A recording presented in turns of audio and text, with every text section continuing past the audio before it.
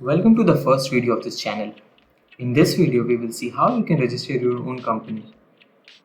The whole video is divided into 6 major topics. We will go through them in detail. Let's start with the question, whether there is a need of registration or not. Government has given a lot of privileges to small business owners. If your annual turnover is somewhat below 40 lakhs, you won't require any single piece of paper.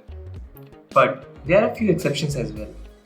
Like if you want to carry out your business in Jammu and Kashmir or in northeast areas, the rules are a bit different. And certain business activities also have a different structure, so it is advisable to consult a lawyer or chartered accountant before moving further. There are many ways in which you can get your business registered, like sole proprietorship, partnership, Section 8 companies, etc. But in this video, we will only discuss the 3 types of entities, which are one-person company, limited liability partnership, and private limited companies. As the name suggests, one-person company is owned by an individual. She is the owner of the firm, whereas the minimum number of people in limited liability partnership or companies is 2. The second point of distinction can be the possibility of getting investment from the market. Investors generally do not invest in one-person company or LLP, which is limited liability partnership. Possibility of getting investment in private limited firm is huge. All of this have limited liability. You must be thinking, what does limited liability mean? Let me explain it in the easiest way possible. Limited liability means that the business owner and the business are 2 separate entities.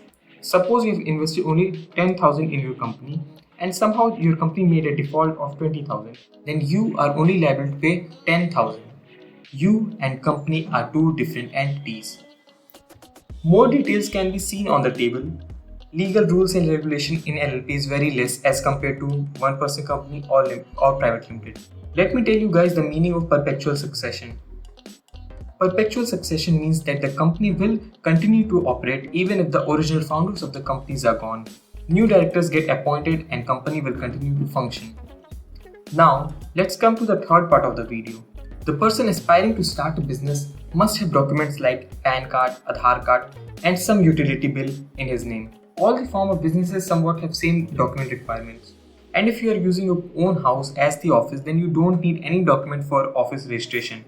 But if the place is rented, then you need to have a rent agreement, a no objection clause, which means that the landlord has no objection on you performing the business in his building. And the electricity bill, water bill, or any other bill on the address of the building is also required. Registration process is completely online. All you need to do is go to mca.gov.in, download the forms, fill it and upload in the portal. But you need to attach a digital signature of a practicing CA or CMA. The process of registering all the 3 are more or less same only. Firstly, you need to acquire a digital signature which will be used to sign the documents, which will be followed by DIN preparation, then preparation of agreements, etc.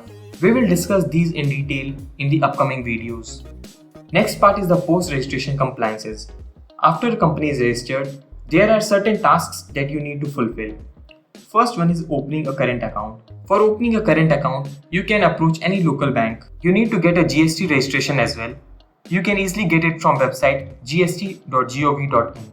There are some of the mandatory documents like income tax, GST filing, which you need to do from time to time. As I already told, we will cover LLP, OPC and private limited individually in the upcoming videos, so let us leave that for future. There are numerous benefits of getting your company registered. You can see them on screen. And I strongly suggest you to please get your firm registered because it brings a lot of credibility. You can hire interns, you can hire employees, and it will go on the legal benchmarks set by the government. This is what we had for this video. Please subscribe the channel for getting more content like this. You can follow Binary Tax on other social media platforms like LinkedIn, Instagram. And if you're a business owner and wants to get your business online, you can contact us as well.